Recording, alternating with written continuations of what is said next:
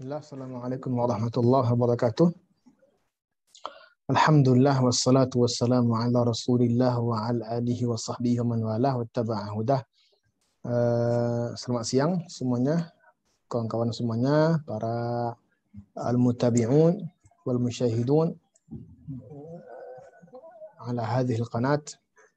Kita awali dulu karena ini pengantar ya, kita bakal mengulas tentang ilmu munadharah. Ya, ilmu munadharah. Jadi ini kita ulas dulu ini sebelum kita masuk kepada inti daripada pembahasan al-munadharah. Jadi munadharah ini adalah fanun qadimun ya. Fan keilmuan yang sudah mengakar jauh lama ya. Qil ya, ada yang bilang istahdatsa ya. Ini diawali ya, munadharah ini, praktek munadharah atau ilmu munadharah ini ditemukan atau dilakoni oleh para filsuf Yunani. Tapi uniknya tidak ada sampai ke tangan kita ya karya-karya mereka sampai hari ini. Ini bisa jadi mungkin ini kreasi atau ciptaan daripada para filsuf Yunani. Tapi sejarah mencatat bahwa ulama Islam lah yang mengembangkan teori ini, bahkan menyusunnya sudah dengan bab-bab yang lengkap dan menjadi keilmuan yang mandiri di dalam ilmu-ilmu Islam lainnya. Ya, ilmu ini dikenal dengan beberapa nama, dikenal dengan ilmu munadharah atau di masa klasik ya itu kenal ilmu jadal ya, ilmu jadal. Nah, bagian daripada jadal ini atau ilmu munadharah ini min dhimni ulumil lughah, masuk di antaranya masuk pada jenis ya, jenis-jenis ilmu bahasa ya.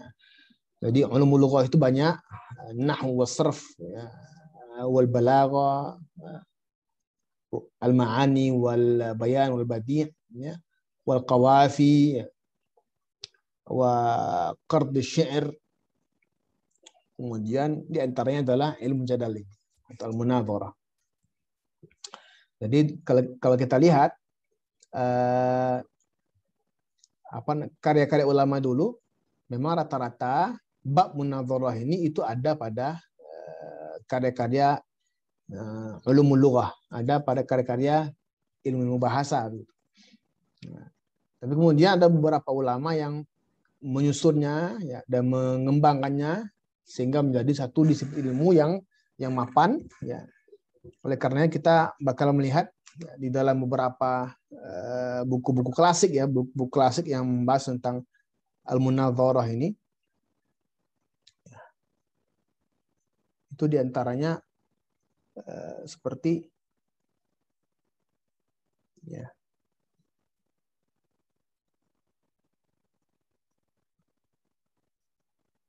seperti Imam Al-Haramain ya, Abdul Ma'ali Al-Juwaini. Ya. Ibnu Haramain ini di antara ulama mutakallimun ya, mutakallim yang mengembangkan ilmu ini dan menulisnya dalam satu buku utuh. Yang itu namanya buku Al-Kafiyatu fil Jadal ya.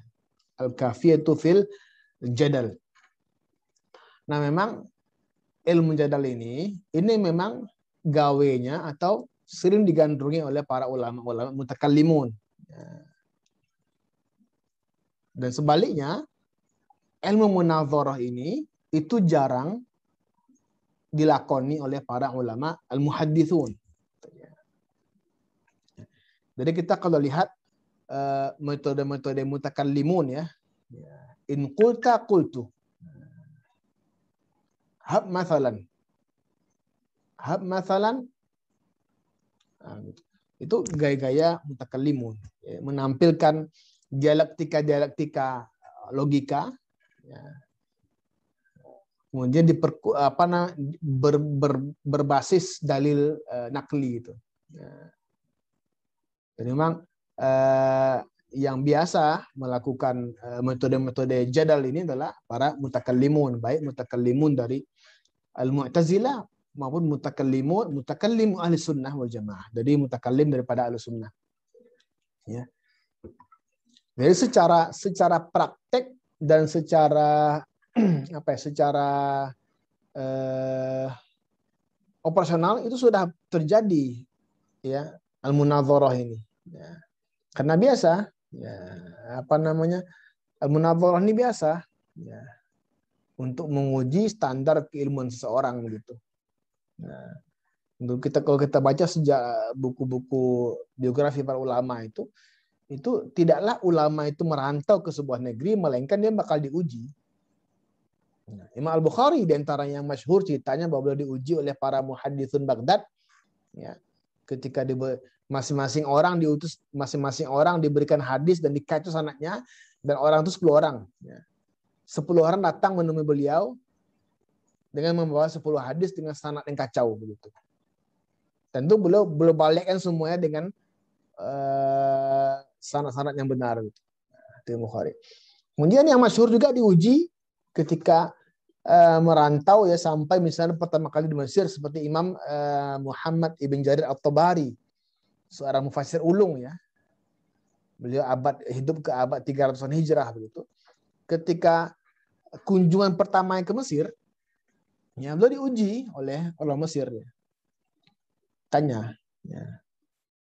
Dan sampai ada yang bertanya kepada beliau tentang ilmu al-arud ya, ilmu al-arud. Cuma beliau cerdas juga ya, cerdik juga beliau. Dia beliau bilang amhilni ila yaumil ghad. Ya. Tunggu saya sampai besok nih, karena saya nggak sempat. Jadi memang ini perlu juga kita bersiasat agar kita tidak ketahuan bodohnya kita begitu ya. Begitu Imam At-Tabari begitu. Jadi belum pikir-pikirlah gimana caranya yang mensiasati bisa menguasai ilmu arud dalam semalam ya, atau sistem SKS, sistem kebut sesaat begitu ya. Nah, beliau saat itu punya teman di Mesir, beliau pinjamlah buku Ilmu Arud yang dikarang oleh Imam Al-Khalil bin Ahmad Al-Farahidi. Ya, beliau merupakan wadi'u ilmi al-arud ya, beliau peletak dasar ilmu al-arud. Jadi beliau bacalah buku itu semalam suntuk di rumahnya sehingga pagi dia menjadi orang yang ahli ilmu arud ya. Ya. Membaca buku semalam suntuk ya untuk menjawab tantangan orang Mesir ya. Ketika diuji tentang ilmu arud, kemudian pagi beliau asbah arudian. Beliau paginya menjadi orang yang ahli di bidang arud. Nah, jadi memang biasa saling menguji ini biasa. Nah, namun secara secara disiplin ilmu yang matang dan juga sudah punya abwab ya, punya sistematika penulisan yang sudah matang sekali, itu ada pada zaman-zaman abad-abad ke 6 Hijrah ya, atau akhir-akhir abad ke-5 Hijrah yang dimotori oleh ulama mutakallimun seperti Imamul Haramain ya, dan ayahnya juga, ayah beliau adalah Imam Muhammad Al-Juwaini ya. Abu Muhammad Al-Juwaini ya. Abdul Malik ya. Ayah Imam Haramain itu juga termasuk min sinfi ulama mutakallimin, termasuk barisan ulama mutakallimun. Ya. Itu juga. Nah, itu mulai ya. Itu di antaranya ulama Syafi'i ya. Ada juga di antaranya ulama-ulama Hanafi ya. Ulama-ulama Hanaf juga terkenal giat dan gandrung dengan ilmu munadharah ini. Oleh karenanya banyak di antara buku-buku munadharah itu dikarang oleh ulama-ulama Hanafi. Contoh ya Ibnu Kamal Basha ya, Ar-Rumi ya. Juga seperti Imam Ruknuddin Al-Umaidi Al-Hanafi gitu. Itu ulama-ulama abad ke 7 Hijrah begitu. Ya. Kemudian Ala Al-Bukhari, Safiyuddin Al-Hindi, sebagainya, itu ulama mutakallimun yang gandrung dengan ilmu munadharah atau ilmu jadal ini. Ya. Sampai kemudian juga terkenal dengan Qadhi Istanbul ya, yang wafat tahun 900 berapa gitu, lupa saya. Yang jelas beliau ulama abad ke-10 Hijrah, yaitu Tosh Kubrizadah. Ya, Tosh Kubrizadah Al-Hanafi. Ulama Hanafi, Qadhi Istanbul, beliau hidup pada zaman Sultan Sulaiman Al-Qanuni kalau nggak salah, atau setelahnya atau Salim, lupa saya. Sebenarnya beliau juga menulis buku tentang risalah dalam hal al-munadharah. Kemudian datang ulama-ulama mutaakhirun melakukan mensyarah ya, seperti Imam Zakaria Al-Ansari mensyarah juga. Misalnya Imam Zakaria Al-Ansari itu mensyarah buku Irsyad karya tadi namanya Fathul Wahhab ya. Juga risalah hasyiah atas risalah adabnya atau risalah munadharahnya Tashkubul Zadah, lupa saya namanya, dan makin berkembang fan ini itu di kalangan ulama mutaakhirun gitu. Maka dalam sesi kita ilmu munadharah kali ini saya ambil buku praktis yaitu Risalatul Adab fi ilmi adab al-bahth wal munadharah, karya ulama Azhar mutaakhir modern ya, meninggal akhir abad ke-19 Masehi. Beliau namanya Syekh Muhyiddin Abdul Hamid. Muhammad Muhyiddin Abdul Hamid.